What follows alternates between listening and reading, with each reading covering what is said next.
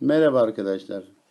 Şimdi 5. sınıf matematik dersi doğal sayılarla işlemler 1 testi 20. sorusunu cevaplayacağız. Sorumuz şöyledir.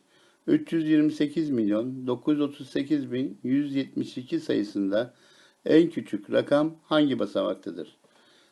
Sayımızı tablomuza en sağdan itibaren yazalım. 2, 7, 1, 8, 3, 9, 8, 2 ve 3'tür.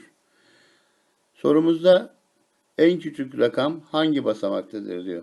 Burada en küçük rakam 1'dir. 1 ise yüzler basamağındadır.